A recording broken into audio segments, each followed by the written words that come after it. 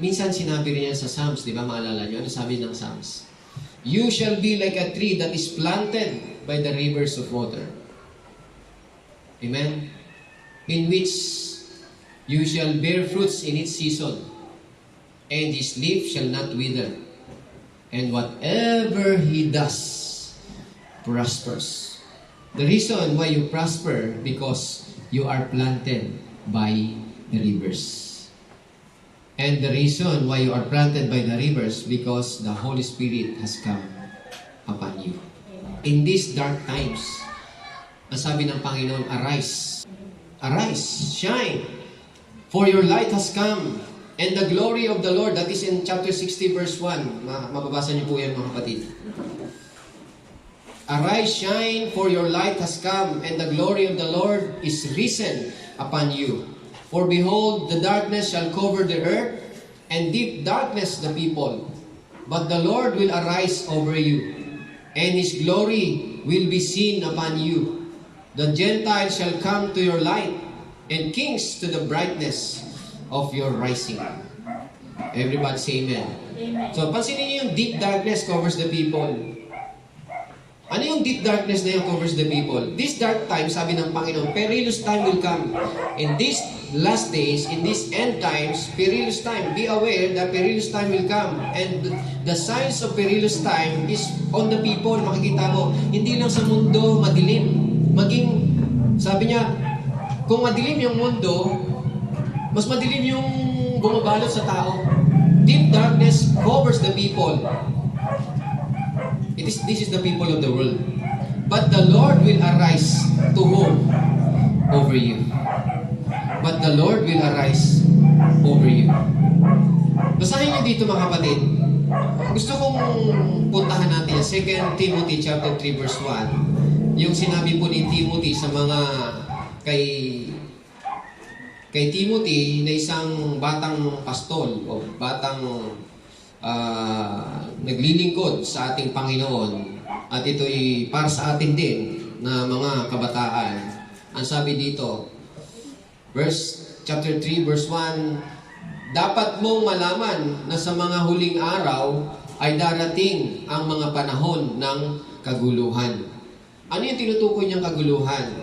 Sapagkat ang mga tao'y magiging maibigin sa sarili. Number 1, mga kapatid, lovers of themselves. Maibigin sa sarili. Maibigin sa salapi, palalo, mapagmataas, mapagsamantala, suwain sa magulang, walang utang na loob, at lapastangan sa Diyos. Sila'y magiging walang pagmamahal sa kapwa, walang habag, mapanirang puri, walang pagpipigil sa sarili, marahas at walang pagpapahalaga sa mabuti. Sila'y magiging mga taksil, padalos-dalos, mayayabang, maibigin sa kalayawan sa halip na maibigin sa Diyos. Lahat ng itong sign na ito nangyayari ngayon, nakikita natin. Amen? Ito yung sinasabing panahon na ng kaguluhan. Itong mga sign, behold, sabi niya, behold, darkness covers the earth, and deep darkness covers the people.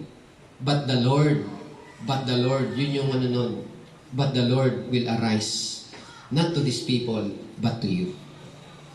To you who believe in the Word, to you who believe in our Lord Jesus Christ. He will arise over you, and His glory be seen upon you. Sinasabi ito doon sa mga nananampalataya. Pero doon sa hindi nananampalataya, hindi nila ito maintindihan. Amen? Pero kung nananampalataya ka, sa atin ito sinasabi, the Lord will arise over you, and His glory be seen upon you. Amen? Sa verse 5, last verse, sabi, sila'y may anyo ng pagiging makadiyos, ngunit hindi naman nakikita ang kapangyarihan nito sa kanilang pamumuhay. Iwasan mo ang mga ganitong tao. Amen po? Minsan, hindi lang yan makikita natin minsan sa mga nakakasalamuhan natin. Yung ganitong klase ng pag-uugali. Tama po ba mga kapatid? Kaya nga, yung deep darkness dito, kung saan yung deep darkness covers the people, ang sabi ng Bible dito, the Lord will arise over you and His glory will be seen upon you. Kung kailan nakikita natin ito mga kapatid, but the Lord will arise over you. Pag nakikita mong nangyari ito sa ngayon, sa tao mga kapatid, isipin mo, may narinig ka, but the Lord will arise over you. Amen? Nasa Panginoon ka. Anak ka ng Panginoon. Anak ka ng Diyos. You are a child of God. You are a beloved son of God. Ikaw pinakamamahal ng Diyos. Ikaw ang dahilan kung bakit naparito ang Panginoon. He will arise over you. Hindi ka niya hayaan na mahawa ka sa mga ganitong signs. Amen po mga kapatid. And the Gentiles shall come to your light and kings to the brightness of your rising. Yung Gentile. Kaya, alam nyo, sabi ng iba mga kapatid, alam mo, pagka nag-born again ka, maghihirap ka. Kasi hindi mo pinapasukan yung linggo eh. Hindi ka nagtatrabaho. Maghihirap ka niyan. Hindi po mga kapatid, mali po sila doon. Lalo kang pagpapalain na sabi ng Panginoon dito, the Lord will arise over you. Kaya nga tinan nyo mga kapatid, magsasara yung kumpanya sama ka kasi ano nangyari? Akala mo kasi doon ka mabubuhay. Sa Diyos ka eh. Amen po, ang Diyos ang nagsusupply sa'yo. Naalala ko yung sinasabi ni Sister Lori, nangyari din po sa akin yan mga kapatid. Nung ako nagtatrabaho dito sa Mitsubishi, kami yung subcon nila doon sa mga parts nila. Kami yung nagpe-prepare ng mga parts ng mga sasakyan dyan sa Kainta. Ang nangyari dyan mga kapatid, yan, umalis ako dito sa dati kong trabaho, umapply ako sa iba. So, kinuha nila ako dito. Ang applyan ko, naging team leader ako ngayon nung pinaka-last group. Kasi ano yan eh, yung mga parts ng sasakyan, una gulong, yung mga maliliit, ang pinakamasilang parts dyan, yung mga, ano tawag na to, di ba, yung chassis. Yun, sa mga engine, yan, yung mga ganyan, mga brake, tapos, basta sa engine, ang dami doon, yung mga cambio, yun. Kami yung last part doon. Kami yung nag-unbox ng mga pyesa galing abroad. Piniprepare namin yun. Naka-box-box yun. Tapos, i-deliver yun ng truck na mahaba. Dadalhin yun doon sa planta. Yung planta na yun, kuha na lang sila ng kuha. Saksak na lang sila ng saksak. Kami po yung gumagawa nun. Ngayon, ang nagkataon, napalitan ko doon mga kapatid, yung palpak. Ngayon, hindi nakita nila yung performance ko doon mga kapatid na hindi pumutok. Pag sinabing pumutok, napahinto mo yung planta. Kasi once na may kulang doon sa i-prepare mo, hindi pwedeng, nawala. Pag nawala yan, delay ka agad yun. Ang isang kuryenteng ma-stop sila, mahal ang binabayad nila. Praise God, mga kapatid, with the grace of God, dahil doon sa yung sinasabi rin ni Sister Leonie na ang isip ko rin sa Panginoon. Hindi naputukan. Kaya ang mabigat dito nga mga kapatid yun. Ang dami naman nainggit sa'yo. Dami nainggit sa'yo talaga kasi ang ganda ng pwesto ko eh. Kasi ang mabigat doon mga kapatid, bakit hindi sila kinuha? Kasi bago lang ako, umapply ako eh. Marami naman doon, katulad ni Sister yun eh. Kukunin na nila na dati nagtatrabaho, ilalagay ng supervisor, tama? Wala silang mailagay eh. Kumuha sila sa labas, ako yun. Nakuha niyo ba mga kapatid? Yan. Ngayon, anong nangyari doon mga kapatid? Wala na yung Mitsubishi dyan, di ba? Amen? Hindi ako ang dahilan mga kapatid. Lumipat na yan sa Laguna. Yes, lumipat na yan. Pero ang gusto ko sabihin sa inyo mga kapatid, bago yung lipat, kami po yung subcon nila. Yung mga tao ko, yung mga expert dun sa pag-aayos. At ang sabi nila, i-absorb kami ng Mitsubishi doon sa Laguna. Nakuha nyo? Kami yung mabango. Kasi, ang dali lang i-prepare ng gulong. Ang dali lang i-prepare yung pinto. Yung mga pinto na nilalagay doon. Pero yung i-prepare mo yung mga pyesa niyan, mga maliliit na pyesa niyan, Yung mga tao ko, talagang pag ayaw nila, ayaw eh. Yung, diyan mo sila, boss. Hindi, ako nag-aano sa kanila. Yung bang, alam mo yung ano, hindi mo sila napasunod dahil sa gwapo ka, maganda siya. Hindi eh, napasunod mo sila dahil may nakikita sila sa'yo. Naintindihan mo ba natin mga kapatid? Oh, kaya sabi ko, purihin ang Panginoon kasi nakakasunod sila eh. Pag sinabi ko, hindi, handahan natin yan. O ano bang gusto nyo? Mawala tayo lahat ng pare-pareho ng trabaho dito? O gawa yan, gawa. Sunod sila. Kaya hindi napuputukan. Ngayon, nung balita na aalis na mga kapatid, ang balita kami i-absorb kasi saan sila kukuha ng mga expert na katulad doon? At saan sila kukuha ng expert na leader, team leader na doon? Amen. Ngayon, hindi ko tinanggap yun. Bakit? Mapupunta ako ng Laguna eh. Amen. Meron din mga hustler, mga kapatid, pwede nilang gawing, kailangan ng leader eh. Kaya lang iba kasi may leader, kasi may team leader eh. Iba talaga yun. Amen po. Palapakan muna natin ating Panginoon. Hindi ko praise God. Kaya ko na sinasabi mga kapatid, kasi nga, itong times na to, sa panahon natin, yung salita na, hindi ka pagpapalain ng Diyos kasi linggo, hindi mga kapatid. Sabi mo linggo, sa Diyos mo binigay yan eh. Ano mang, sabi niya, hindi nasasayang ang ginagawa mo sa Panginoon. Walang nasasayang. Amen. Walang nasasayang dyan. Sabi mo, lugi ka ngayon. Hindi, dodoblehin ng Panginoon sa susunod. Hindi mo lang alam.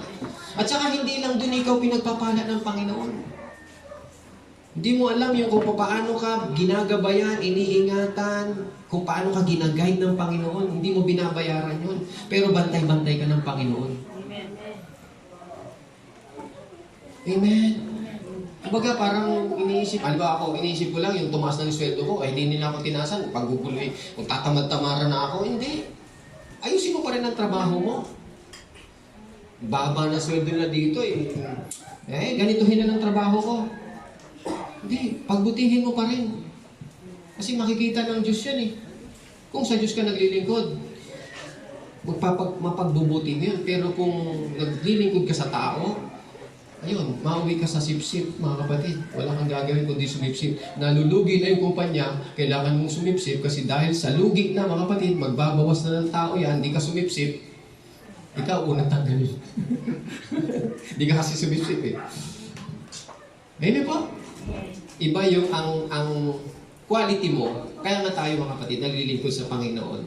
Kasi tayo yung pinadala ng Panginoon doon para makita nila yung glory ng Panginoon. Amen. Hindi yung glory natin, kundi yung glory. Ganito ang anak ng Diyos. Ganito magtrabaho, ganito magpahalaga, ganito magmahal, ganito gumawa, ganito magpasalamat sa lahat ng biyaya na binibigay ng Diyos sa Kanya. Amen. Umaatin na linggo. Amen. Palakpakan natin ang Panginoon. Amen. Nakakulong isipin na yung linggo, nababaliwala na ng iba. Very common na lang sa kanila yun. Yung, tinan nyo, pag ikaw, yung linggo pinahalagaan mo, kasama yung trabaho mo, tinan mo, mawala yung trabaho mo, pero linggo hindi. Nalungkot ka ngayon. Anong gusto mo? Mawala yung linggo at may trabaho ka. Di ba? Kasi kung mawala ka ng trabaho at may linggo, at least may linggo ka. Ang Diyos ang magbibigay sa iyo at magdadala sa iyo sa tamang employer. Amen. Amen? Pantang ka ng magandang employer. Kaya alam niyo ako, anong nangyari sa akin mga kapatid? Nung hindi ako, ang tawag dito, dinecline ko yun, hindi ako sumama. Alam ko, malilipat na ako doon. Ay, hindi na. Hanap ako ng ibang trabaho. Hindi ako bumalik dito sa Sampaloc. Doon ako sa Mandaluyong. Yun, doon ako nagtrabaho. Okay din, pero alam niyo trabaho ko doon kung ano. Hindi niyo alam yun eh. Ang pasok ko doon, 3 shift. Ano yun? 6 to 2? 2 to 10? 10 to 6? Yan. Nakikiusap lang ako doon na... So, umiikot ako doon. Umiikot ako doon sa ganong shift na yun, mga kapatid. Sabi ko, hindi ako sanay sa ganitong shift, ha. Pero tingnan niyo, mga kapatid. Kahit na ako nagtatrabaho doon, never yung nabalitaan na si Pastor, nag-overtime. Kasi si Pastor, 3rd shift. Nandun pa rin ako. pinakiusap ko pa rin, ginagawa ko pa rin para sa Panginoon. Amen. Pero hindi ko magagawa yun kung hindi rin niya ako bibigyan ng lakas, ng wisdom, ng anointing, ng favor. Na pati yung supervisor mo papayag para pumasok ka ng linggo. You need God's favor every time. In every situation of your life, you need God's favor. We need God's favor. We need Jesus every day, every time. Amen? Okay, nakita siguro ni Lord na hirap ako. Kaya pinaisip din sa akin, malis ka na lang dyan. Yes, Lord. Kasi na-allergy ako doon sa pulbos eh. Nag-QA kami ng pulbos. Yung Johnson & Johnson, kinu-QA namin yan, yung pulbos yan. Ginagawa namin yun, yung may tatak na Johnson. Kami din nagtatak noon, yung Johnson & Johnson. Tapos, tinitest namin yung container niya, lalagay namin ng pulbos. Na-allergic ako doon mga kapatid. Lagi ako sinisipon. Sabi, hindi na ako pwede dito. So, anong pinaisip sa akin? Balik ka doon sa pinanggalingan mo. Kasi alam niyo, naisip ko dito, mga kapatid. Sabi ko, dito, malawag ako kahit na ano. I mean, kilala ko ng boss dito. So, totoo yan, mga kapatid, nagiging mabango tayo. Hindi ito pinagyayabang ko, mga kapatid. Para makita natin. Gusto ko kasi, kung anong, yung ginagawa sa atin ng Panginoon, katulad ng ginagawa ni Sister Leonie, yung Diyos niya at yung Diyos ko, Diyos niyo, mga kapatid, isa lang po yun. Amen. Huwag niyo sabihin, sino ba ang Diyos mo? Pareho po tayo ng Diyos. At iisa po ang pagmamahal ng Diyos sa atin. Amen. Kaya ganyan po ang nangyari. Kaya sabi ko nga, kahit nga ngayon mga kapatid, hindi sa isipin mo sa edad ko ha. Huwag niyo lang ako tingnan sa mukha mga kapatid. Sa edad ko, makapasok ako ng trabaho. Mahirap. Yung mga kasabayan ko, hindi nakapasok, ako nakapasok. Bakit? Favor ng Diyos eh. Amen. It's God's favor. Yung HR ko nga mga kapatid eh, misis ko lang ang iniisip ko eh. Bakit? Hindi yun mga kapatid, baka ano isipin yun. Yung HR namin, umalis na yun.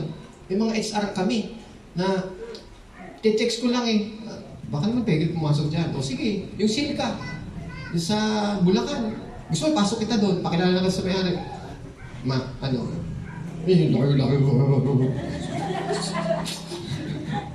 Laki dyan. Hindi, pakilala na kita. Kasi alam nung isa yung trabaho ko, mga kapatid. Kumbaga sa romance, quality ako eh. Mula pagpasok ng materyales, akin, hanggang sa paglabas. Kumbaga, quality ka eh, ng company. Kasi sabi, pakilala ka na dun sa sa may-ari. Eh, kasi nagmimix sila dun eh. Sabi ko, sorry. Di tinanggihan ko, alam nyo, sabi nung, minsan na naman, hanap. Isip ko, hanap kaya ako na, parang si Pastor Ray, lugi ako dito. Hanap ako sa trabaho ulit. Uy, baka na yung may trabaho ka? Ikaw naman, pag pinapasok kita eh. Tapos mamaya, ayaw ka na naman. Oo nga eh, kasi layo eh, sabi ko gano'n. Ikaw lang eh. Nakuha niyo po. Di ba si Pastor Ray, papasok ka sana kita? Oo, si Pastor Ray. Alam, babasa ako, di ba? Wala, sabi ko, lugi. Tinaas ko yun, tinano ko, pero hindi pwede.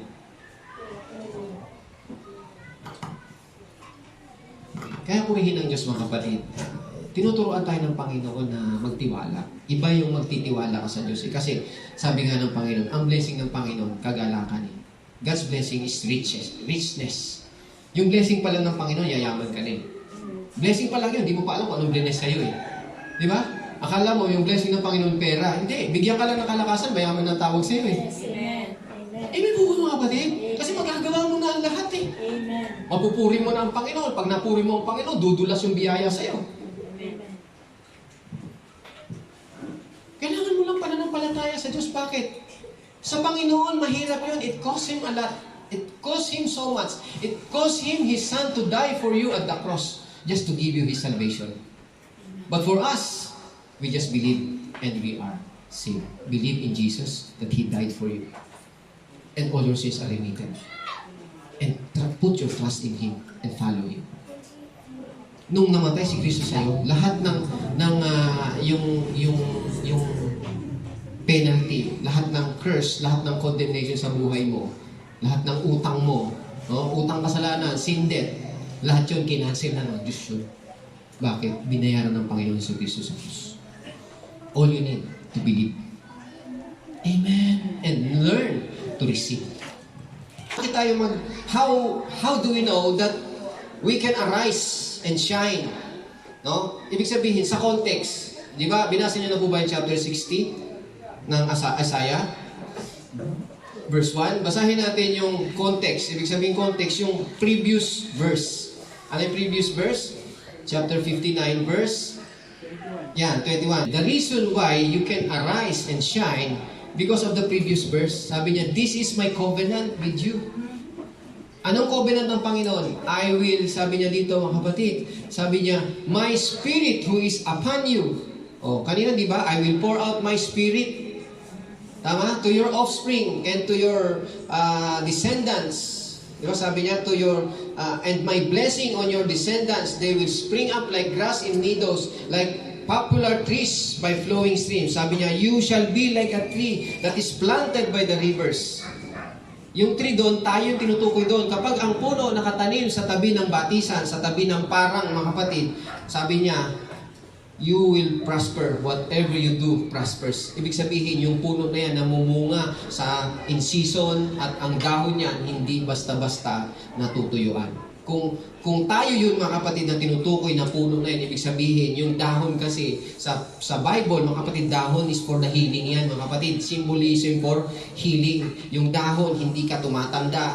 Sabi, wala sa'yo hindi tumatanda. Hindi, nagbumabata tayo dahil sa salita ng Diyos. Alam niyo ba, naging tao tayo dahil sa salita ng Diyos?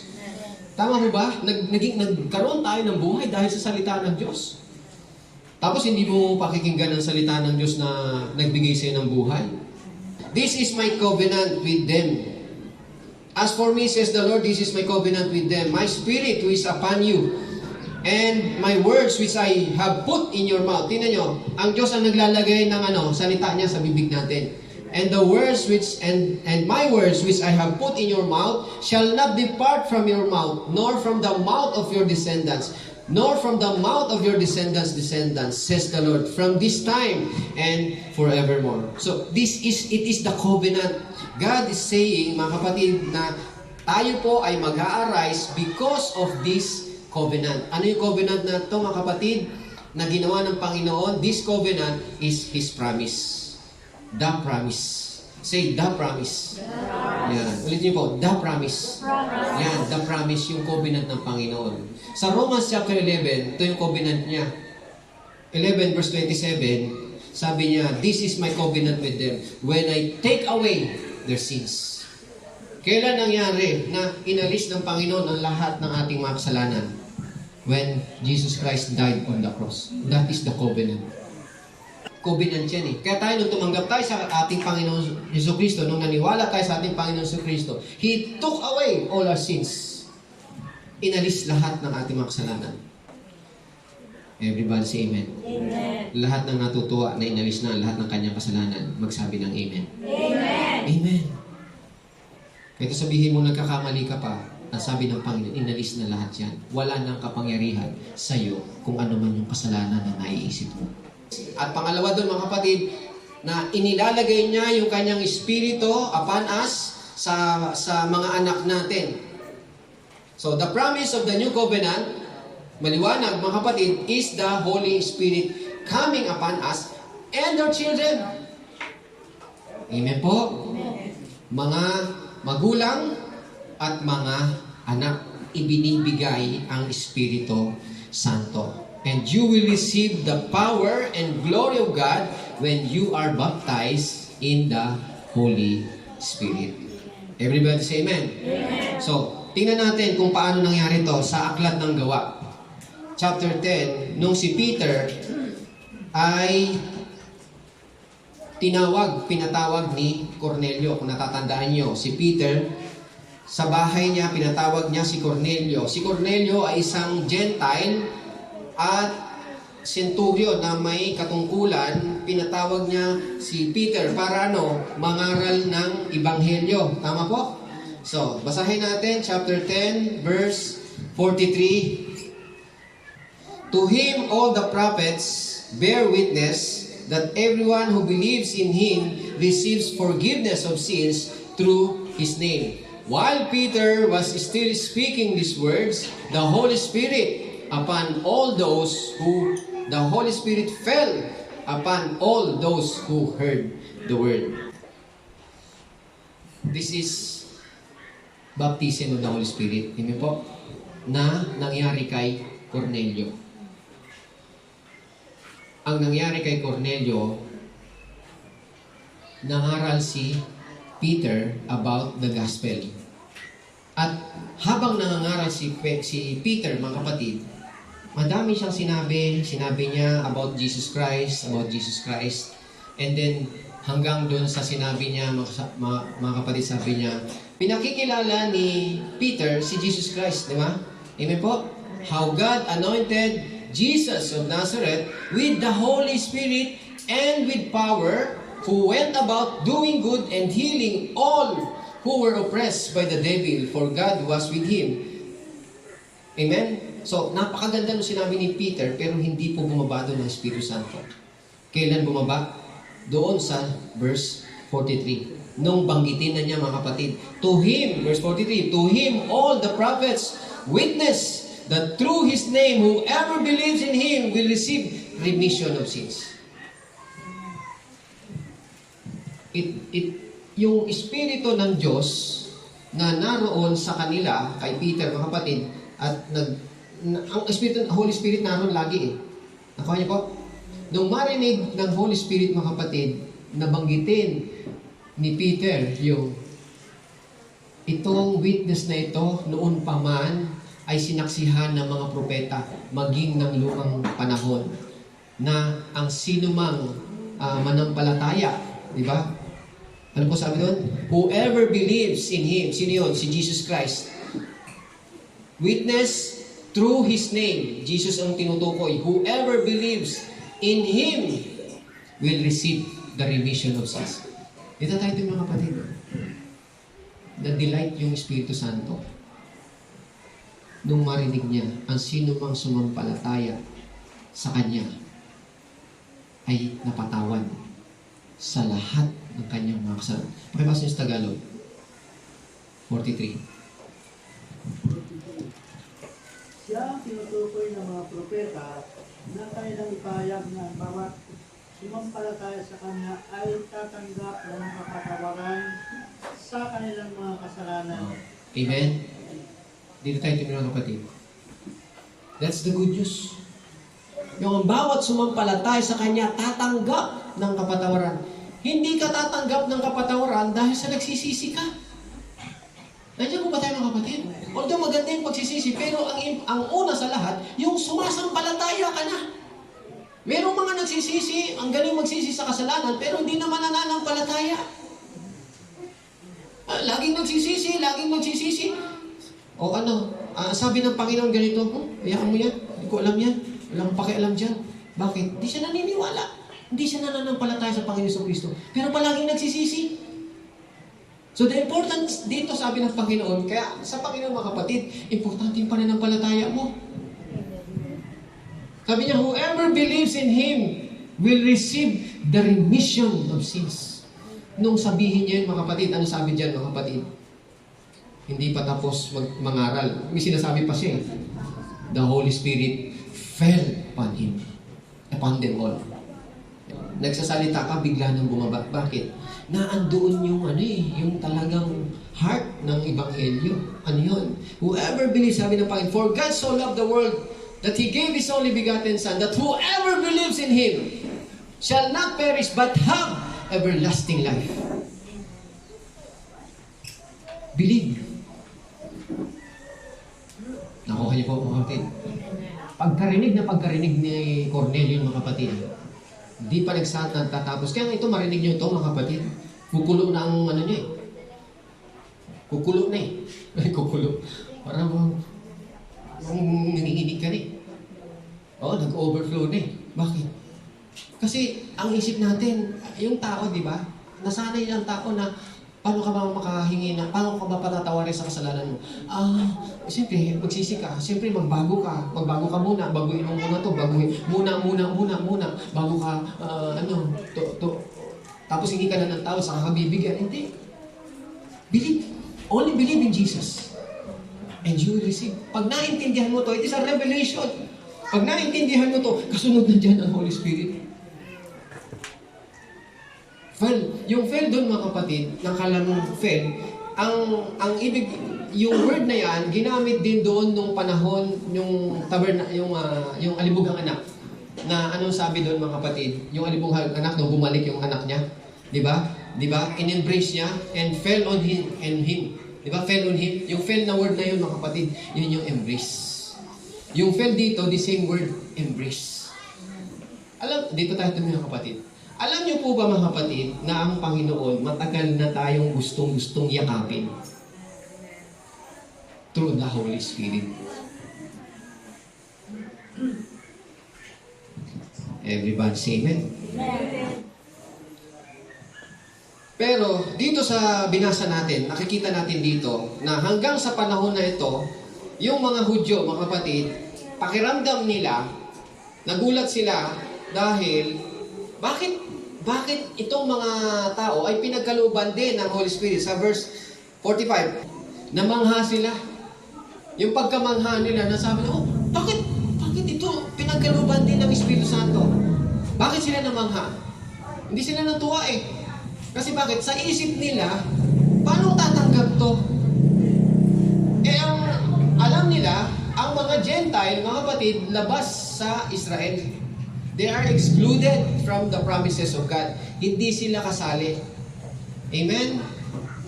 Pero nakita nila nagsalita sila sa iba't ibang sabi nila dito mga kapatid, namangha sila kasi sa sarili nila hanggang ngayon hindi pa rin nila matanggap na ang mga Gentile ay tatanggap ng Espiritu Santo.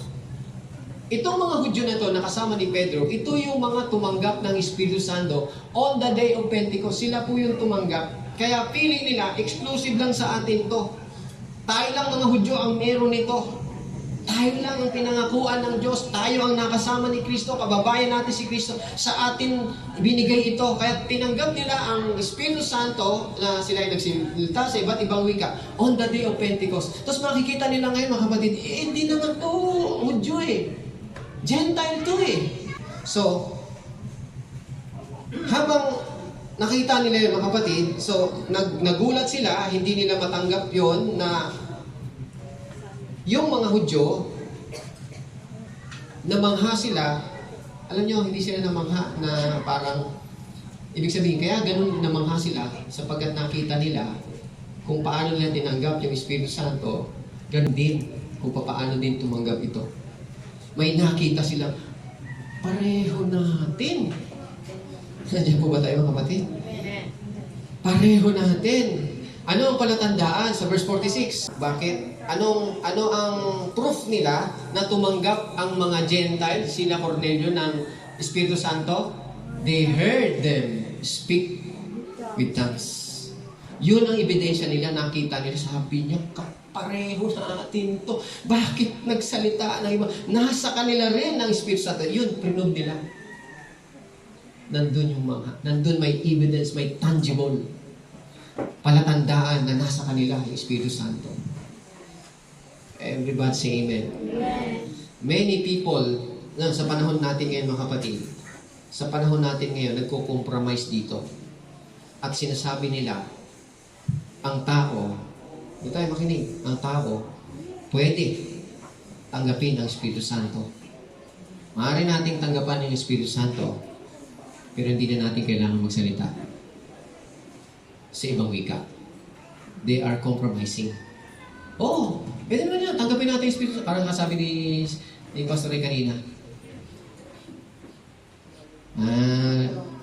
Once a month lang kami mag-communion. Di ba? Hindi. Sabi dito breaking bread daily from house to house. Sa Acts They break bread daily. They continued steadfastly in the apostles' doctrine, breaking bread from house to house daily. Breaking bread. Ano yung breaking bread? Communion. Holy Communion. Because there is a revelation. It is a revelation. And if you don't have this kind of revelation, you will not get it. Tama po ba mga kapatid? You will not get it. So, naniniwala po ba kayo doon mga kapatid? Meron bang ganon? Di ba may mga taong ganon? Naniniwala kay Kristo, naniniwala sa Holy Spirit, pero do you speak in tongues? Oh, hindi na. Hindi naman kailangan yan eh. Tinanggap ko ng Espiritu Santo eh. Hindi ko na kailangan magsalita ng ba't wika. You know mga kapatid, we cannot, we don't have to speak in tongues. We don't have to speak in tongues because it is a privilege we get. Pag sinabing privilege, it is your right. Malaya ka nito. Nakunin mo. We get to do. Nakuha niyo po ba? Na para bang inirain, ito, kunin mo to, kailangan mo to. Hindi na, hindi ko na kailangan niya. Meron na ako dito eh. Hindi mo alam, mahalaga to.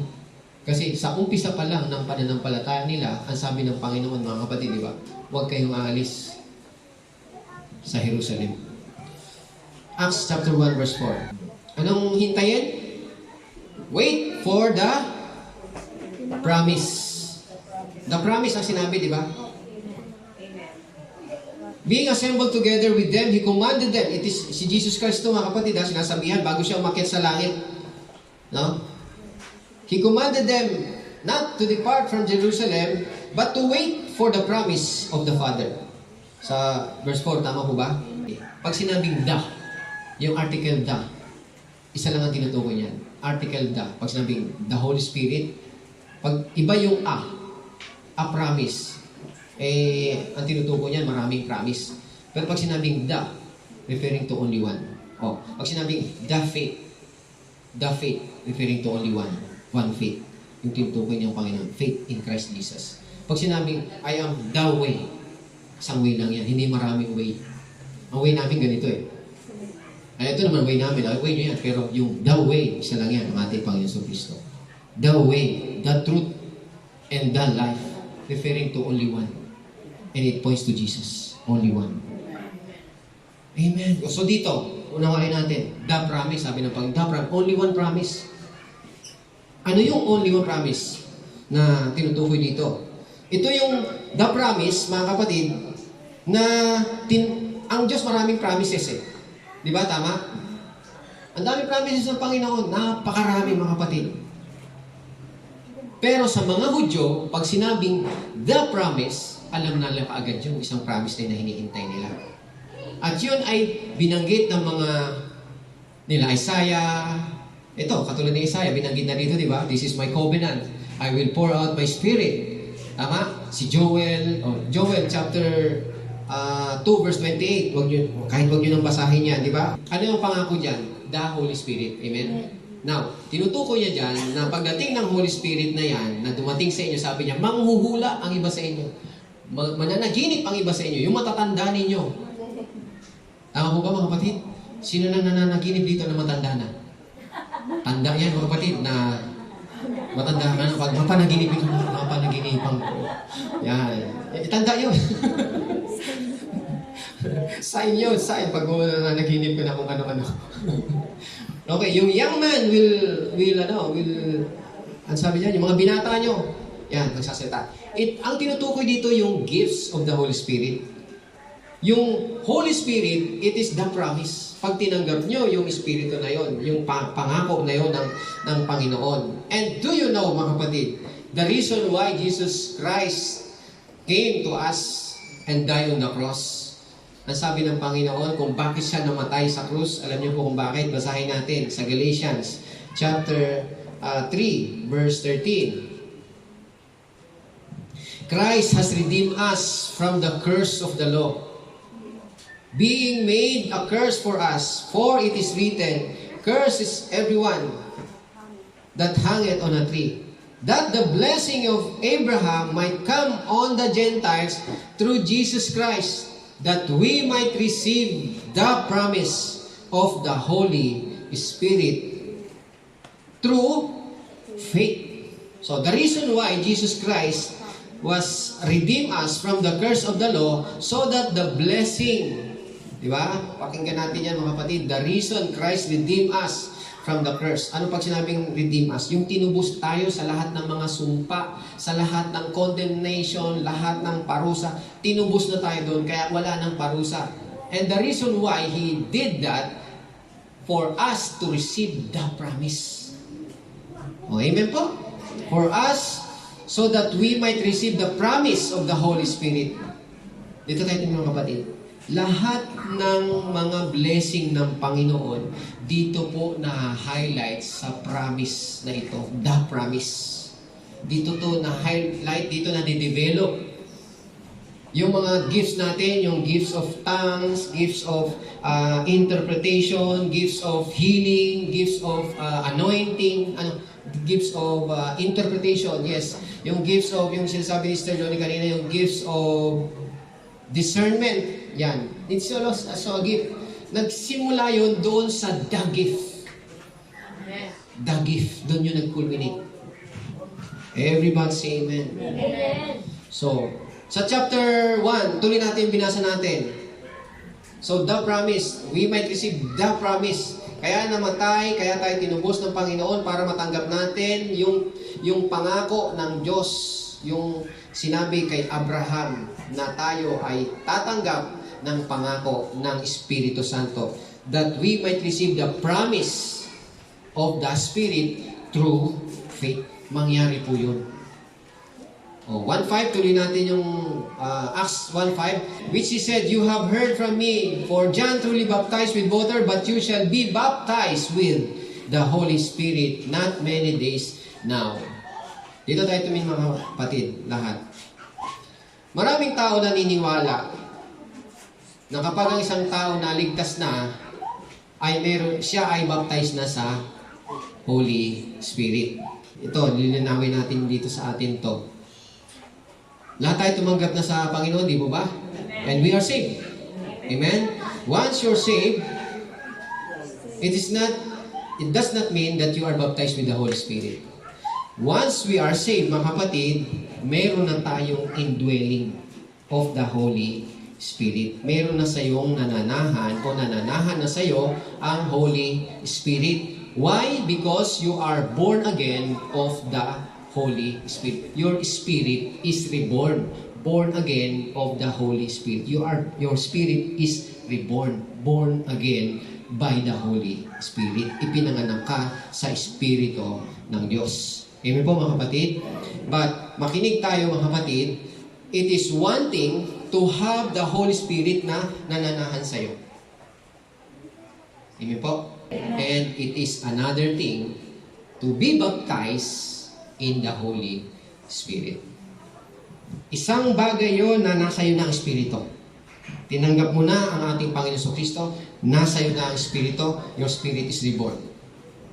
But it is another thing that you be baptized in the Holy Spirit.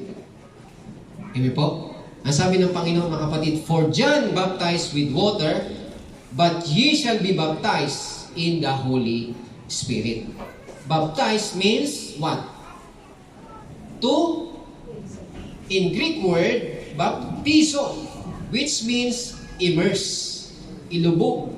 While it is one thing to be born in the Holy Spirit, born. And it is another thing for you to be baptized or immersed in the Holy Spirit. Everybody say amen? Amen. Ito tayo tumingin mga kapatid. Nakita niyo yung baso. Ito baso, may tubig. It is one thing to be born again, that you have the Holy Spirit. You drink the water, and the water dwells in you. Nakaya niyo po ba? The water in you.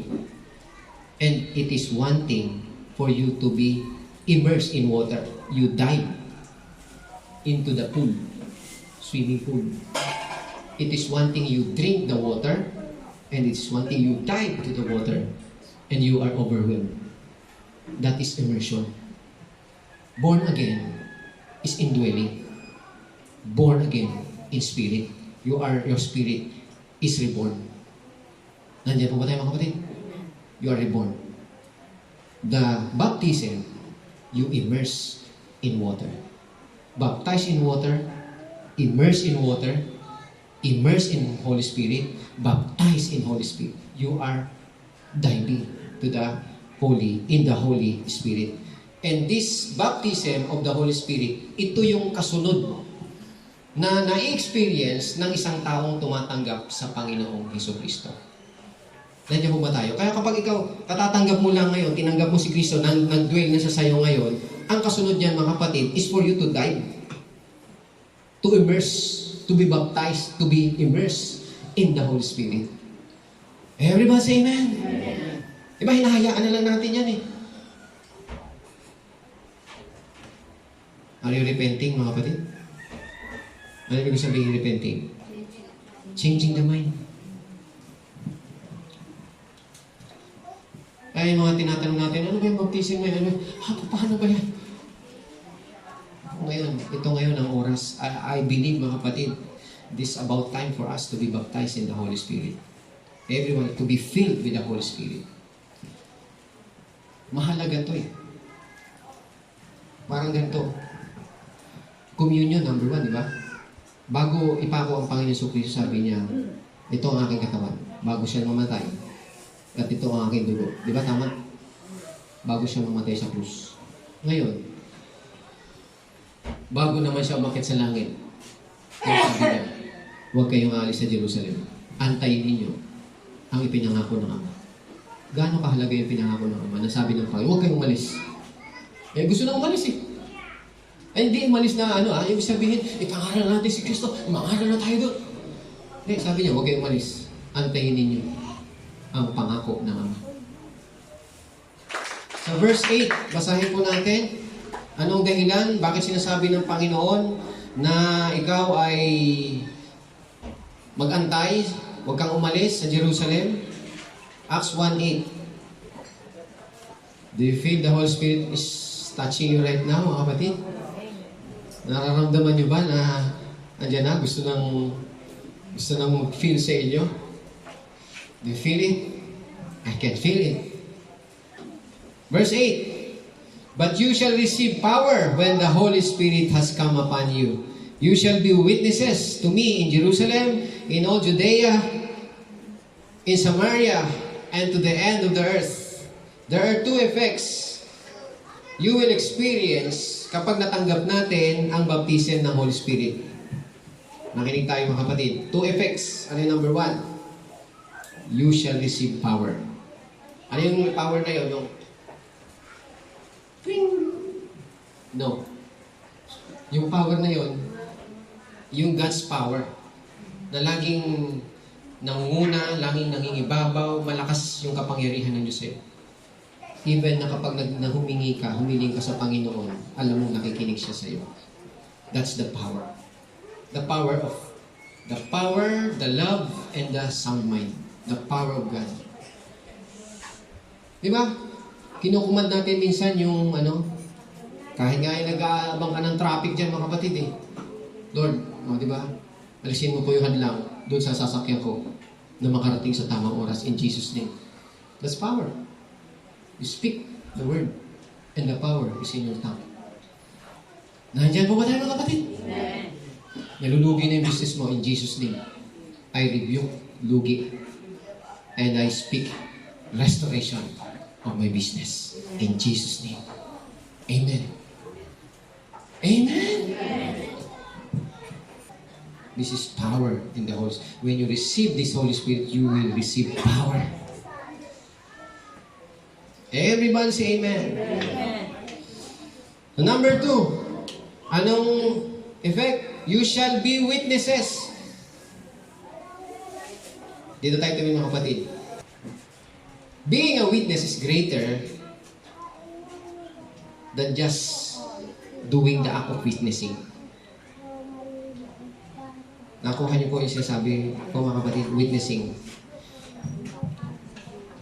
Yung witnesses kasi, yung maging witness ka, na makita mo yung kabutihan ng Diyos dyan, is greater than nagpapatotoo ka ngayon dito. Buhay ang Diyos, buhay ang Diyos.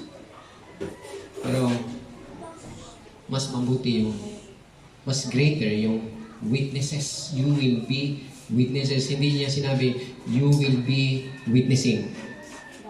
Ang sabi sa doon, mga kapatid, sa verse 8, ang sabi niya dito, you shall be witnesses. Hindi niya sinabi na, you shall do witness. No? You shall do witnessing.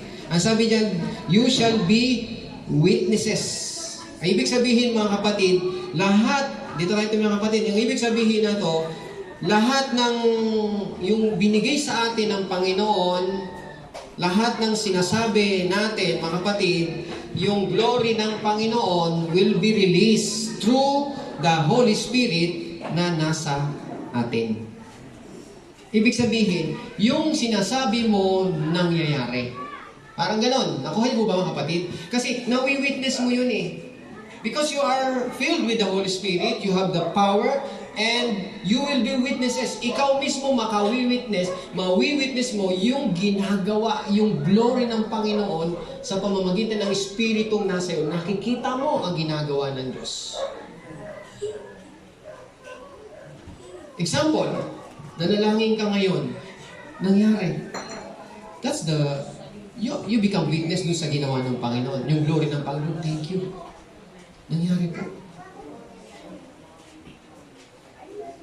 Sa trabaho, sa relationship, nagtiwala ka sa Panginoon. So, yung Holy Spirit na yun na nasa iyo, yun ang nagbibigay ng, nagre-release niyon. At ikaw din ang ginagamit doon para ma-release yun.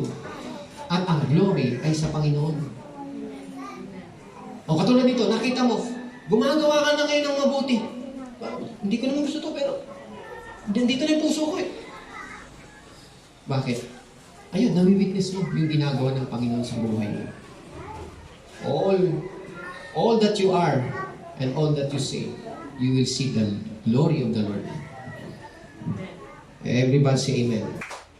Alam niyo, tanggapin natin, mga kapatid, loob at labas, na sa loob at sa labas ng ating sarili, wala tayong glory, wala tayong liwanag.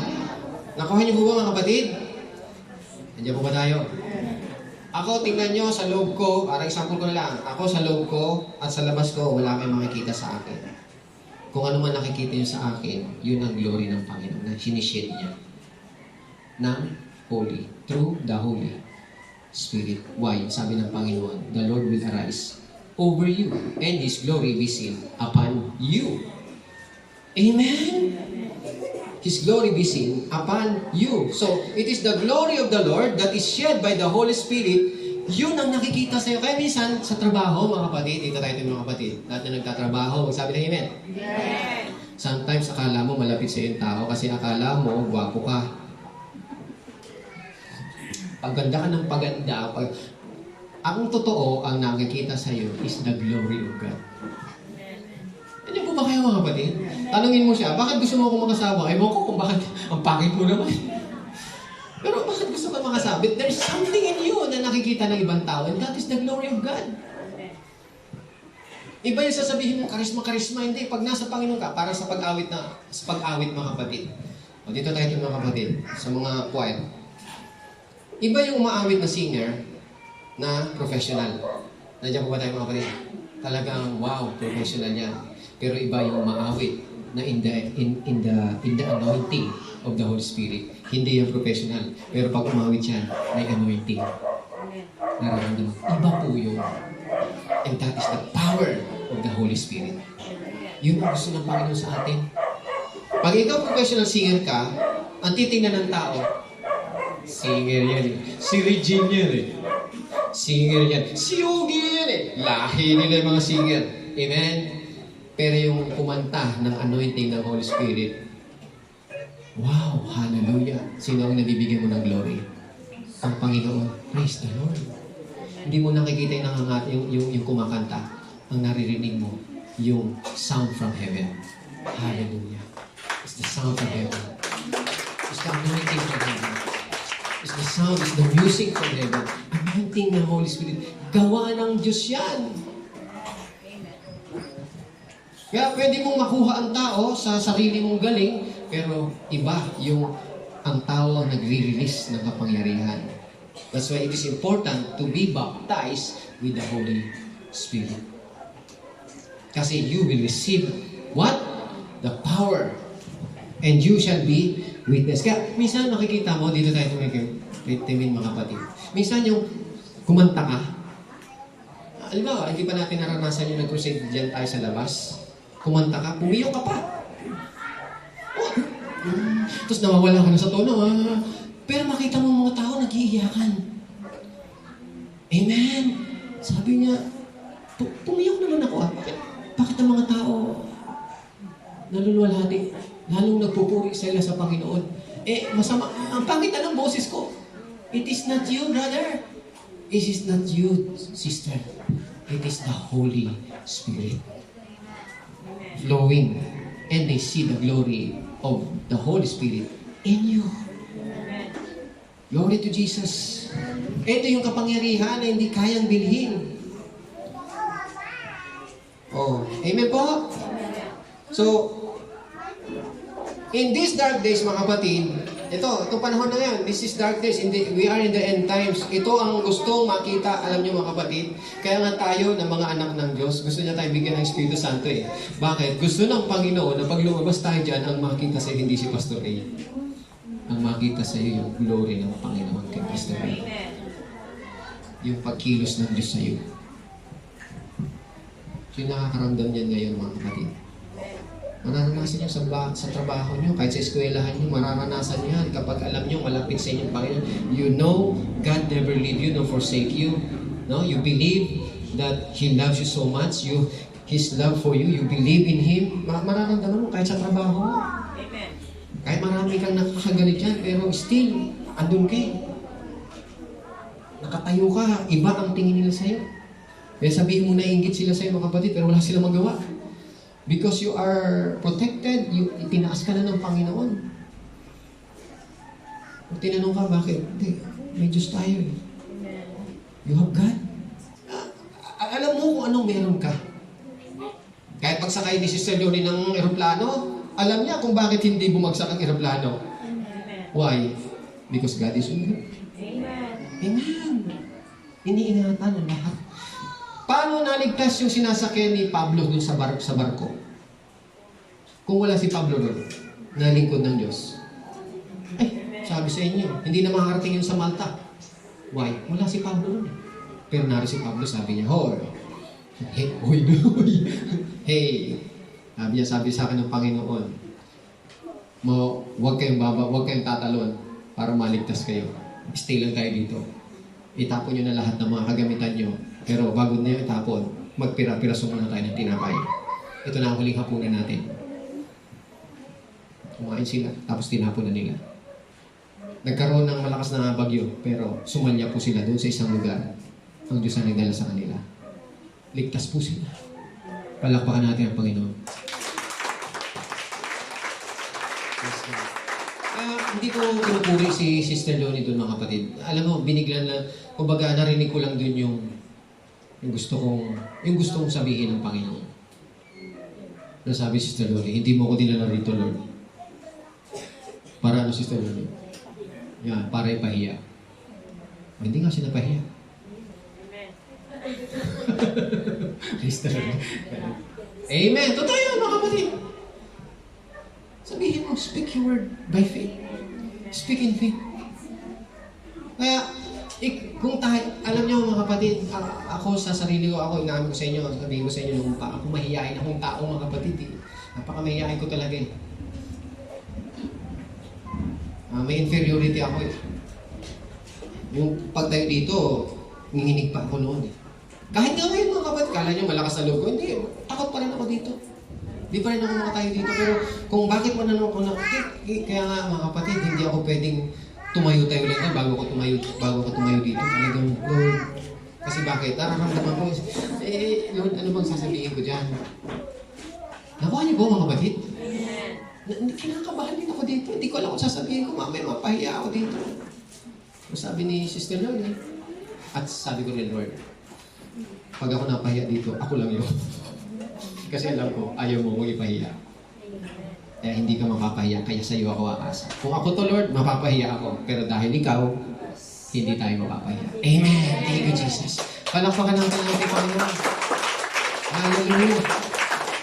And I tell you today, God wants you baptized with the Holy Spirit, with the speaking in tongues, with power and the overflowing.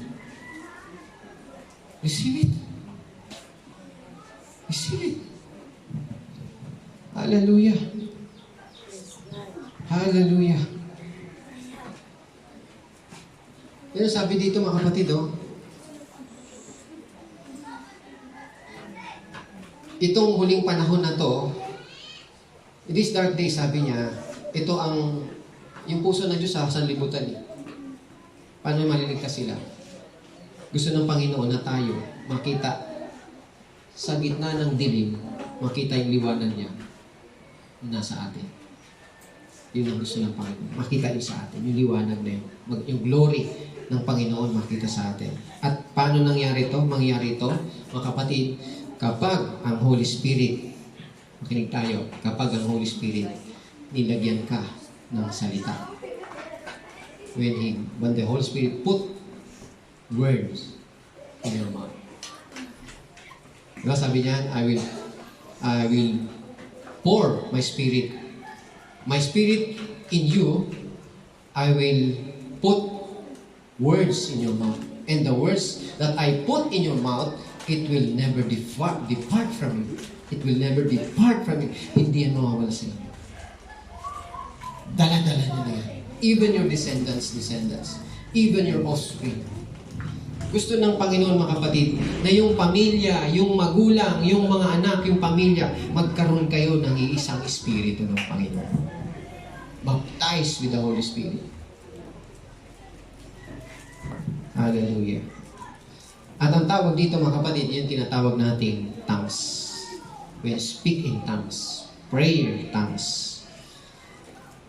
Ang Diablo, mga kapatid, ito laging sasabihin sa atin. Kaya minsan, merong mga nag-iisip na hindi maganda yan, no? Kukumbinsihin tayo na yung speaking in tongues is weird.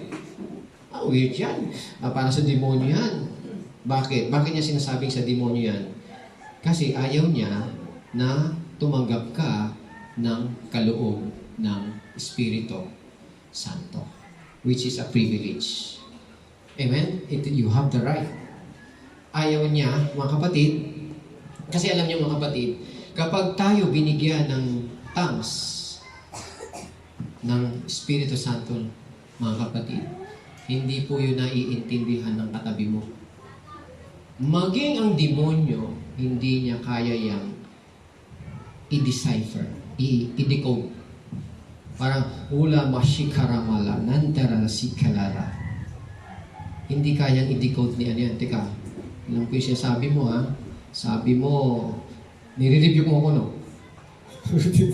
Di ba gano'n, di ba? Hindi niya kayang malaman kung anong ibig sabihin niya. Pero pag nanalangin ka nang nagdasal ka, Lord, saway mo po ang demonyo na to, palayasin mo po ito in Jesus' name.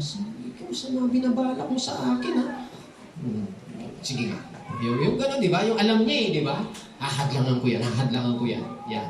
Pero yung salita ng, yung nilagyan ka ng words ng Panginoon dyan, nakangiti ka pa sa hudala, yung demonyo sa'yo, hindi niya alam mga kapatid, yung pinapray mo mga kapatid, pinagbabatukan mo. Ang good so, may bumabatok na sa kanya. Bakit? Yung pala yung prayer mo. Nandiyan po ba tayo mga kapatid? Why? Because the Holy Spirit knows everything. Kahit yung mangyayari sa'yo bukas, when you pray today in tongues, pinagpipray niyo ng Holy Spirit. Tayo, nagpipray tayo pag kailangan natin, di ba? Pero pag hindi naman natin kailangan, hindi natin magpipray. Nandiyan po ba tayo mga kapatid? Hindi natin alam lahat ng bagay na kailangan natin, but the Holy Spirit knows exactly what you need. And knows exactly how to pray perfect prayer to God. Tayo minsan, inaantok-antok tayo. Minsan, nananalangin tayo, kahit may sama ng loob tayo. Lord, inaalis ko po yung sama ng loob ko. Magpipray po ako sa Lord. Hallelujah. Puri ka pa. Pero mapasok yung sama ng loob, yung galit. Sabi yung ano ko wala naman akong pera ngayon siya na nga lang nasa ako, di pa ako binigyan ng pera ganun, di ba? Galit ka Pero nagpipray ka, di ba? Sabi natin, without reproach, ask the Lord. O, so ibig sabihin, yung prayer mo, even your prayer is imperfect, God hears you. Just come to Him. He gives liberally. Amen. This is our God, mga kapatid. Is this your God? Amen. Is your God, pag nagkamali ka, ito na, bubukol na ito sa'yo. This is our God. So, it is because itong prayer na ito, in tongues, mga kapatid, ang tawag dito is heavenly tongues. Kaya sa 13 ng Corinthian, masasabi natin. Sa 13:1, di ba sabi niya, magsalita man ako ng mga wika ng ano? Ng tao. O wika ng anghel. Yan. Ito yung anghel. Yung binibigay sa ating word is the language in heaven. The language of angels. Yan po yun. Amen? So we pray, we can pray effective prayer and receive the power of revelation kapag tayo po ay nananalangin sa Espiritu.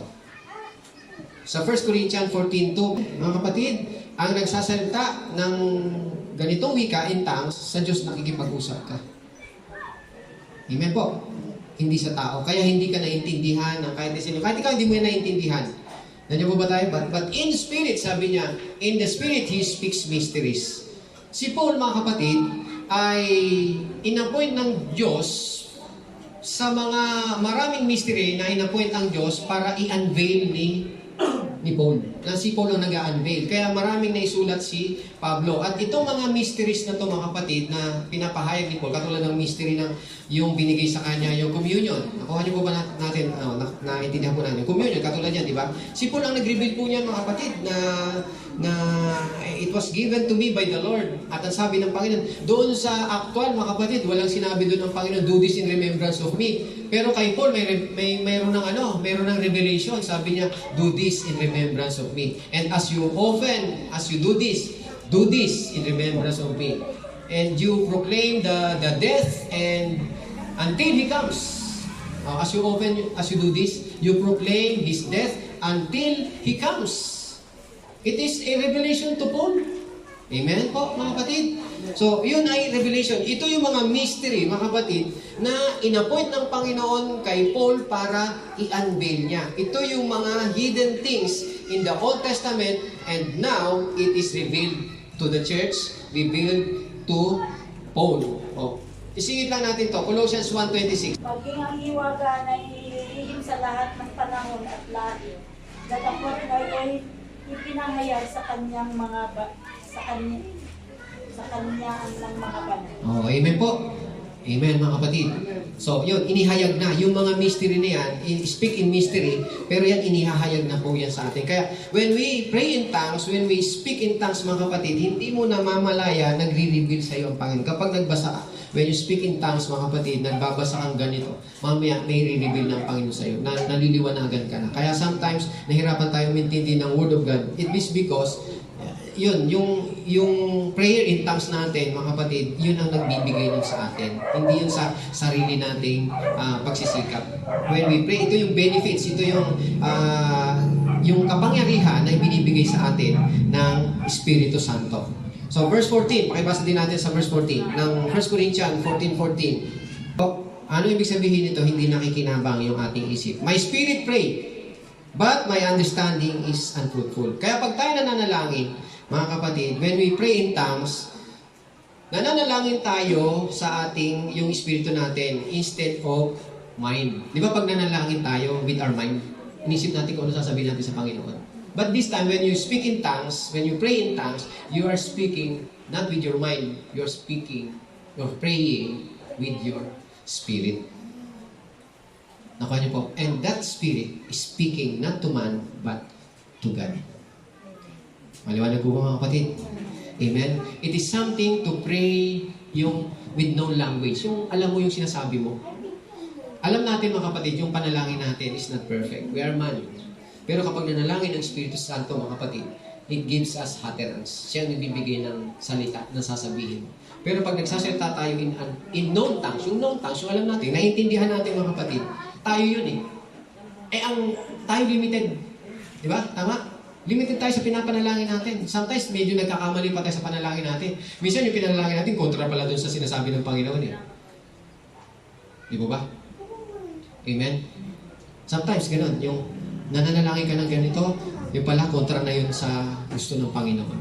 Unlike yung Holy Spirit, pag nanalangin siya, mga kapatid, directly, accurate, perfect prayer, kung ano yung talagang kailangan mo, yun ang ipinapanalangin para sa'yo ng Holy Spirit. With your Spirit. Kaya sabi niya, when we pray in tongue, we pray in the Spirit. With my Spirit. If I pray in unknown tongue, my Spirit prayeth. But my understanding is unfulfilled. Oh, amen po? When we pray in the Spirit, mga kapatid, the Holy Spirit prays accurate prayers on our behalf. Yun sinasabi ko, mga kapatid, na kapag nanalangin tayo sa Espiritu Santo, nananalangin ang Holy Spirit ng accurate prayer para sa atin. Kaya it is, alam nyo, hindi ko masabi, pero kaya nga ito pinangako. Meron dito, ito inaalam na to sa news sa Times, mga kapatid, na yung nag-speak in tongues daw, ay, ni-research nila yung nag-speak in tongues. At ang sabi nila, may kumuha sila ng 4 o 5 na tao na nag-speak in tongues. Doon sa neuro, may nakasaksak dito sa ulo. Tapos nagsalita sa ibang wika. Nakita nila doon sa yung ganun-ganun, hindi gumagana ang isip. Kaya nagtataka sila, ano nagpapagalaw doon sa... Bakit sila nagsasalita? Samantalang yung doon sa mind na yun, merong yung pag may gagawin ka, yun yung nagkukuman. Doon sa ulo mo na magsalita ka o mag-pray ka, gumagana yung utak mo. Yung sabihin, nagkukuman yun para gawin mo. Pero ito, nagsasalita siya, hindi gumagana ang isip niya eh. At ang sabi doon, mga kapatid, ang effect doon nito, mga kapatid, marami daw na nanalangin, no? More on, hindi siya emotional. Hindi ko mabag. Pero nasa news, mga kapatid, New York Times. Yan, sa University of New York yata. Isang araw ibigay ko sa inyo yan. So, what I'm saying here, mga kapatid, ito yung, kaya ko sinasabi to, kasi, bakit hindi mo to hihilingin? Bakit hindi mo to i-aspire sa Panginoon? Libre. Na, ito pala yung kailangan natin eh. Ito pala yung talagang, minsan down na tayo, Lord, hindi ko alam kung, nanalangin na ako sa Lord lahat eh. Nasabi ko na lahat, Lord. Pero, hindi ko na alam kung ano yung pagpe-pray ko sa'yo. Then, naalala mo, wait, teka, may gift pala ako ng Spirit, in tongues, yung praying in tongues. So, pray, Lord, I ask the Holy Spirit to pray for me. For this situation. I do not know this situation, Lord. I do not know what to pray, but the Holy Spirit knows this thing, Lord. So I pray, Lord, the Holy Spirit to pray through me, in me. In Jesus' name. Then,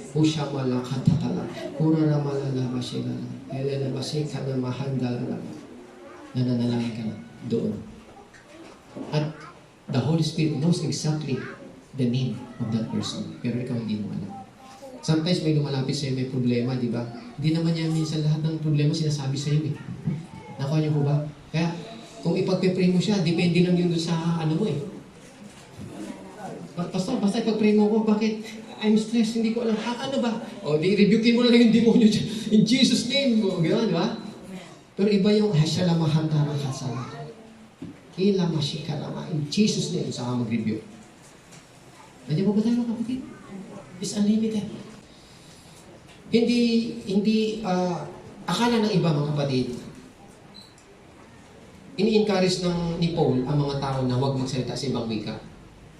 Akala nila, ini-encourage, huwag na kayo magsalita. Hindi po ini-encourage ng Panginoon ang tao na huwag kayo magsalita ng ibang wika.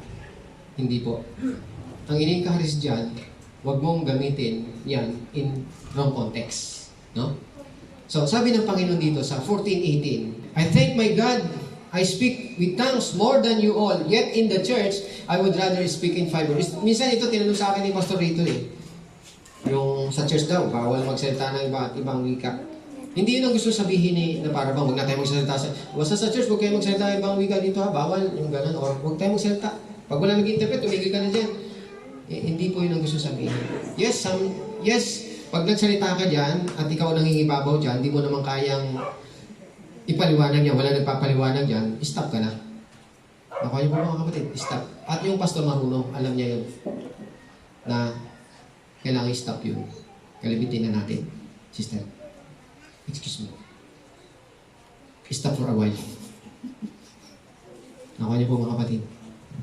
Ang gusto sabihin ni Pablo mga kapatid, sabi, I thank my God, I speak with tongues more than you all. Yet in the church, I would rather speak 5 words with understanding, that I may teach others also, than 10,000 words in tongue. Mas mabuti pa daw akong magsalita ng iba. 5 words lang.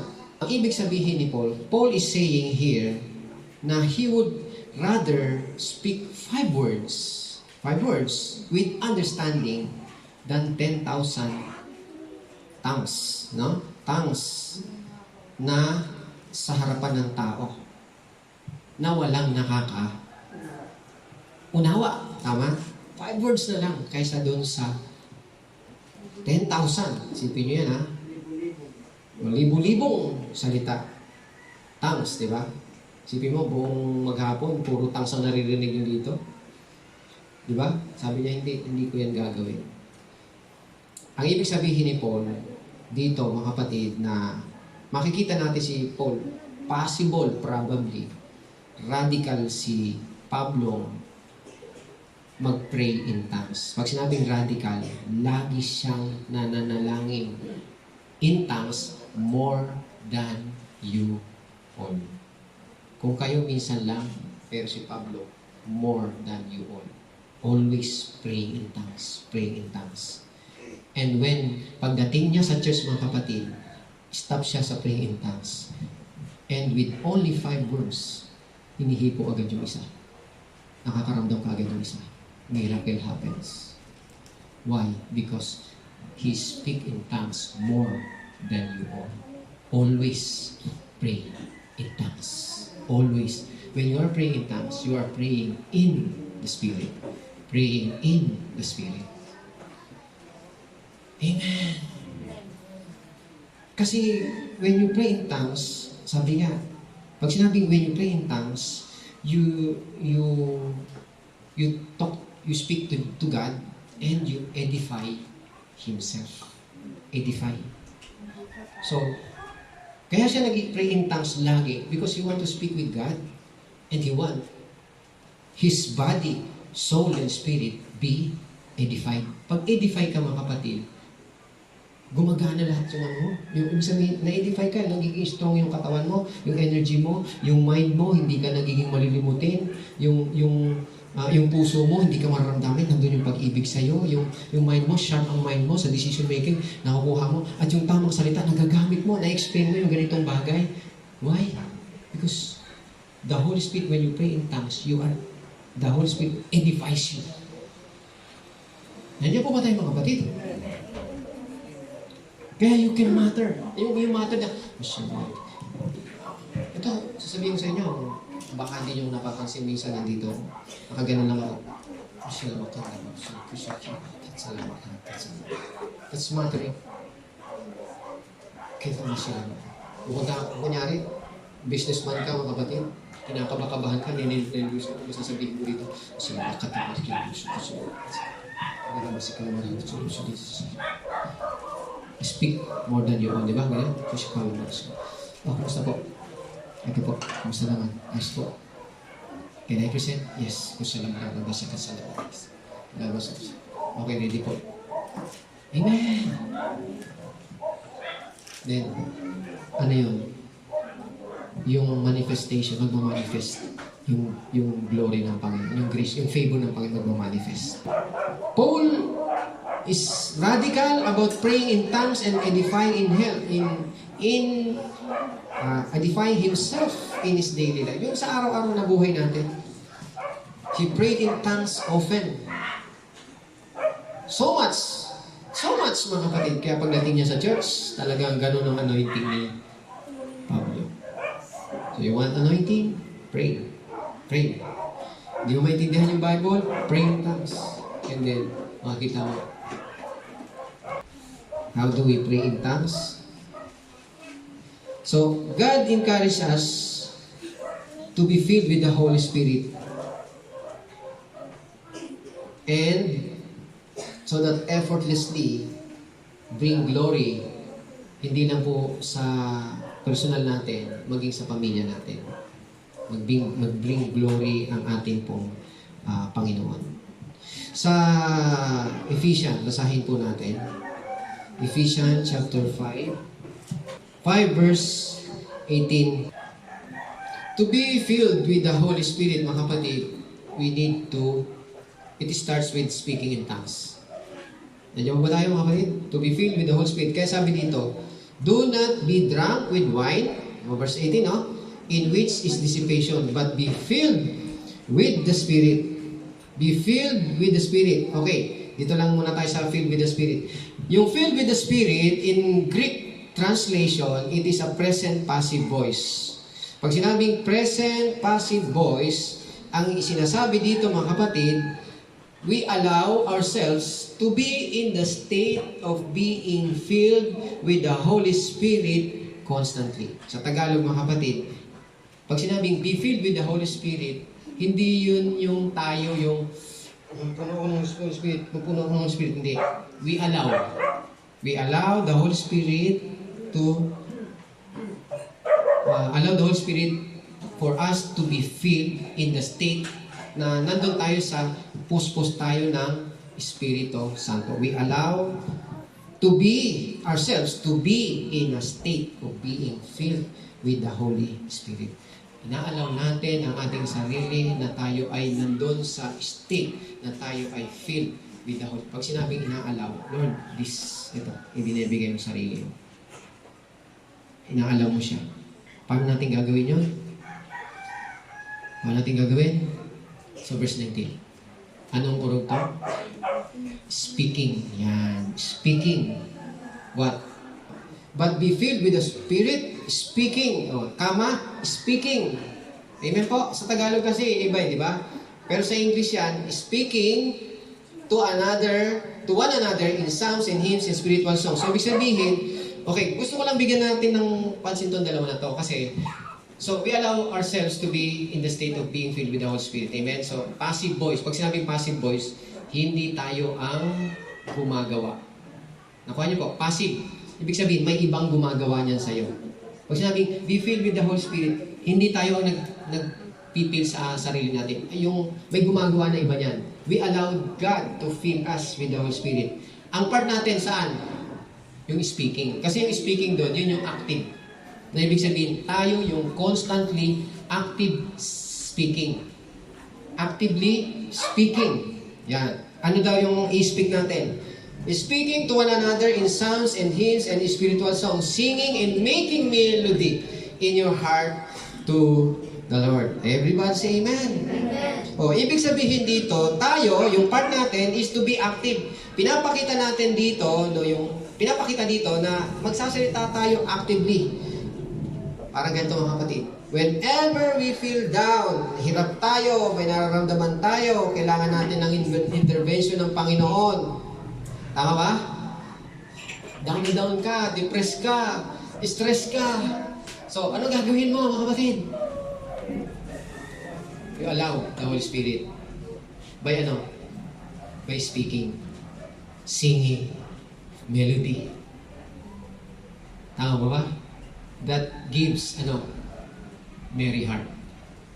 That give, di ba, yung heart mo, lungkot na lungkot ka, down ka. So, speaking in psalms, singing melody in your heart. No, kasi sabihin mo, nalulungkot ka, so singing melody in your heart.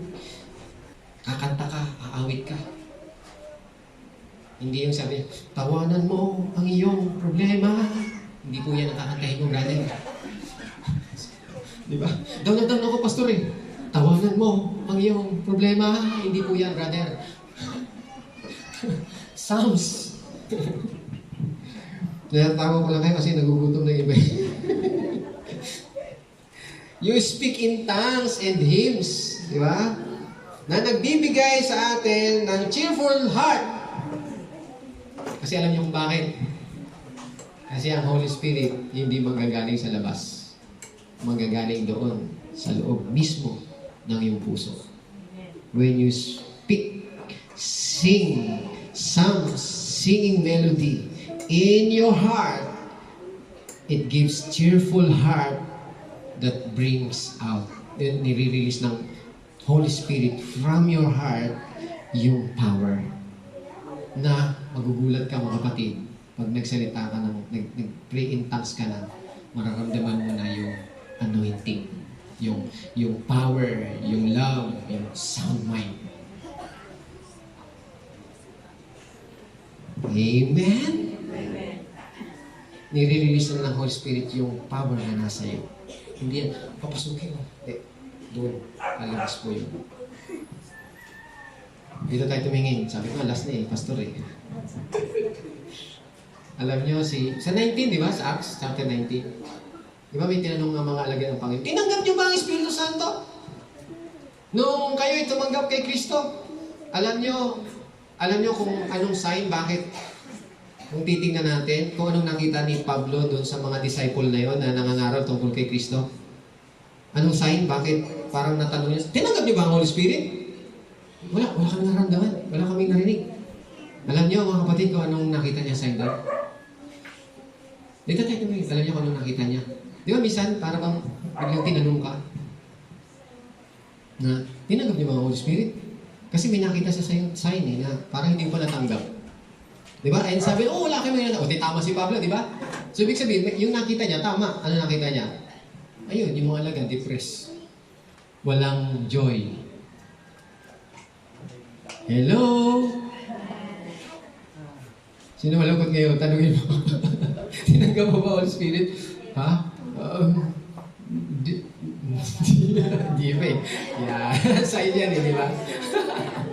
So, anong gagawin mo? Depressed ka, down ka, speak.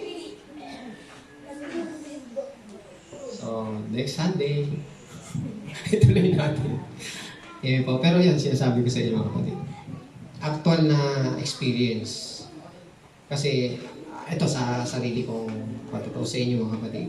Marami akong question noon. Kasi even noon pa, nag-stammering na po ako mga kapatid.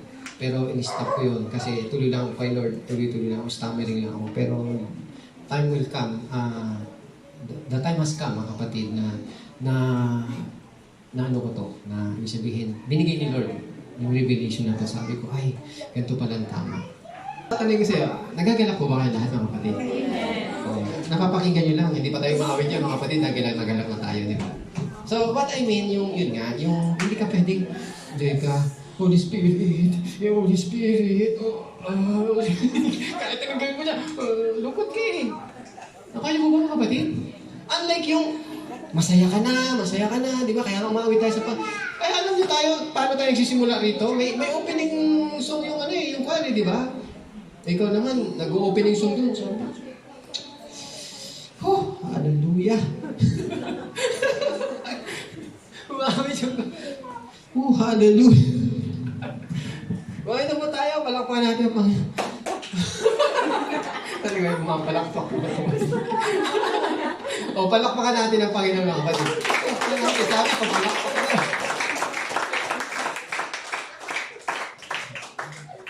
Yung tingnan nyo na sarili nyo mga kapatid, paano kayo mafe-feel ng Holy Spirit kung malungkot kayo. Yung full, mafe-feel kayo ng love ng Panginoon. Mafe-feel kayo yung love ng Panginoon, nararamdaman mo. At alam mo yung, now, you speak you pray in tongues. Kasi gusto mo, inisip mo na be filled with the Holy Spirit. Gusto mo ma-feel ka ng Holy Spirit kasi feel ka ng feel ka ng trouble, feel ka ng depression, feel ka ng anxiety, occupied ka ng mga problema, alalahanin sa mga bata, sa mga pera doon, pera dito, pera doon. pera na lang. O diba? Feel ka doon eh. Hindi, sabi, Lord, let me be filled. Allow me to be filled with your Holy Spirit. I allow myself, Lord, to be filled with the Holy Spirit. I open my heart to you, Lord. Tapos malungkot ka pa rin, umawit ka. Hanggang sa maramdaman mo yung love ng Panginoon. Pag nararamdaman mo, nandun na, cheerful your heart mo. Yan. Doon yung sasabihin na when you are baptized with the Holy Spirit, let that word in your mouth, the Holy Spirit put words in your mouth, mga kapatid, and then speak. You speak with other tongues. Not the word that you know. but the word that the Holy Spirit gave you. Hula mashika malala. Not with your mind. Na, teka, ano ba sasabihin ko? Don't, sabi niya, my mind is unfruitful. Don't allow your mind to intervene with your spirit. Just, kung ano nararamdaman sa puso mo, hoya laha siya malaka ramasikalala. Kira namasingala mararama. Luhusala masikalala. Amen. And I pray, Father, in Jesus' name, that you be baptized today in the Holy Spirit. Right now, in your position, in your seating, in your place, in the name of Jesus.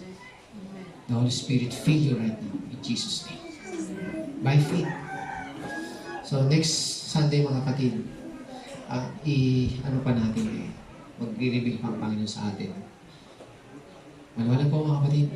Alam ko, gusto ka na. Although, kasi, kung hindi mo pa na-experience to, mga kapatid, then, anong gagawin mo? Tanggapin mo to. Who wants to be baptized with the Holy Spirit? Amen. Oh, amen. Tanggapin niyo yan. You want to be baptized? So receive the baptism of the Holy Spirit right now, in Jesus' name. Amen. So, tayo po lahat ay tumayo. Glory to Jesus. Thank you, Lord. Hallelujah. Sabi nga ng Panginoon, mga kapatid, hindi na problema yung wala kang pananampalataya ngayon. It's no longer a problem kung wala kang pananampalataya. Kung ang problema mo wala kang pananampalataya, your problem is now answered. Because faith comes. Faith comes.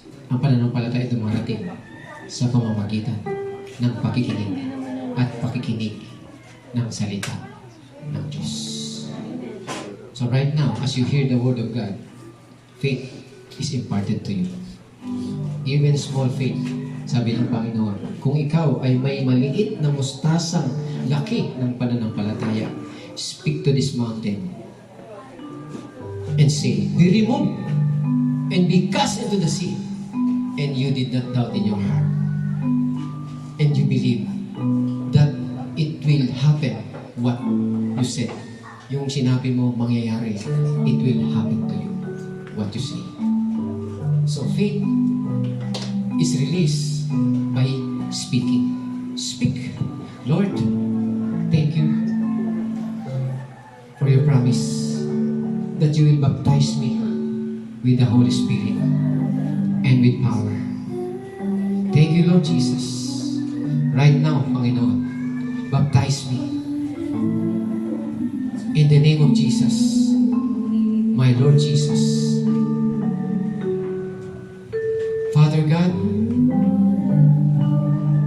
baptize me with the Holy Spirit until overflows with the speaking in tongues.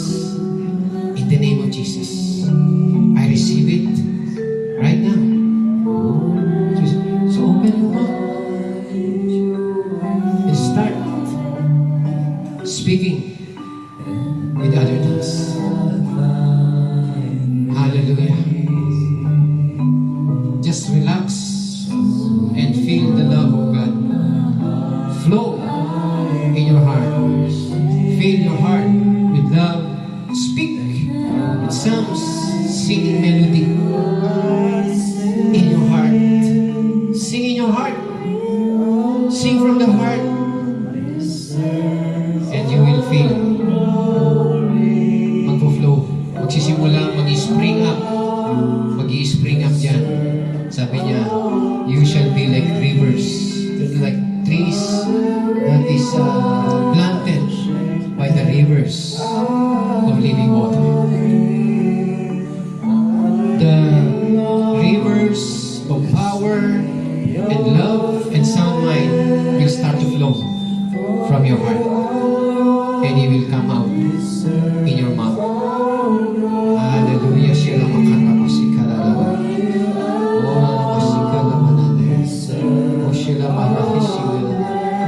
Glory to Jesus. Thank you, Jesus. Hallelujah. Receive the Holy Spirit. Receive the Holy Spirit. Receive it in your heart in Jesus' name. Receive it right now. Thank you, Jesus. Praise God. Thank you, Lord. Thank you, Jesus. Hallelujah. Praise God. Hallelujah. Thank you, Lord. Praise God. Hallelujah.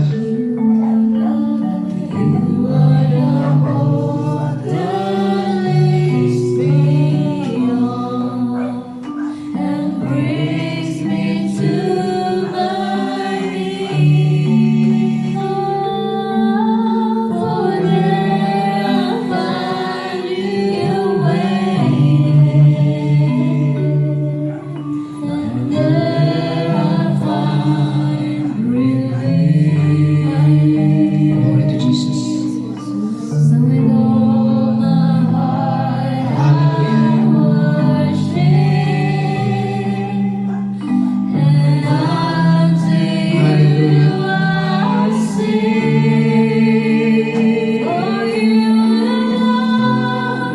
Hallelujah. Hallelujah.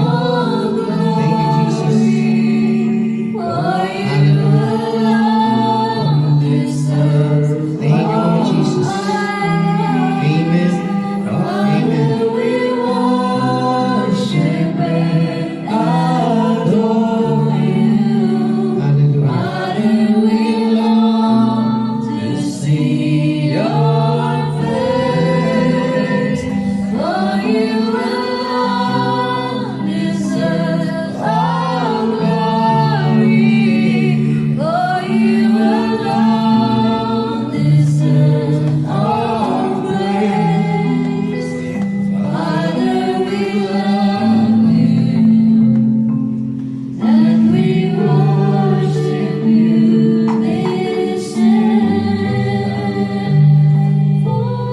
Hallelujah. Hallelujah. Thank you, Jesus. Thank you, Lord. Tayo po'y manalangin. Praise God. Thank you, Jesus. Hallelujah. Hallelujah. Glory to Jesus. If you want to receive our Lord Jesus Christ and you have not yet decided in the past, but now you have decided to accept Jesus as your Lord and Savior, let me pray for you and pray with me this prayer. Thank you, Father, in Jesus' name. Thank you because Jesus Christ died on the cross for me. Thank you, Father, you raised him from the dead. And thank you, Lord Jesus, because you died on the cross, you took all my sins in your body. I am now the righteousness of God in Christ. And you are my Lord and my Savior. Thank you, Jesus. So right now, Lord, baptize me with the Holy Spirit, with power, Panginoon, in the name of Jesus. Thank you, Lord. Thank you, Jesus. Amen. Hallelujah. If you pray that simple prayer in your heart, you are now a child of God. Because you believe that Jesus is your Lord and Savior, and now you are accepted because of what Jesus has done at the cross for you. Thank you, Lord. Thank you, Jesus. Amen. Hallelujah. Praise God. Let me pray for everybody this week, this coming week.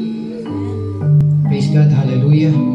May the grace of our Lord Jesus Christ be upon you. And the Lord, the love of God, and the fellowship of the Holy Spirit be upon you, your family, and your loved ones throughout this week. In Jesus' name, amen and amen. God bless. And the Lord loves you so much. Thank you, Jesus. Glory to God. Hallelujah. Thank you, Jesus. Thank you, Jesus. See you next Sunday. Tayo po'y magbatian sa isa't isa.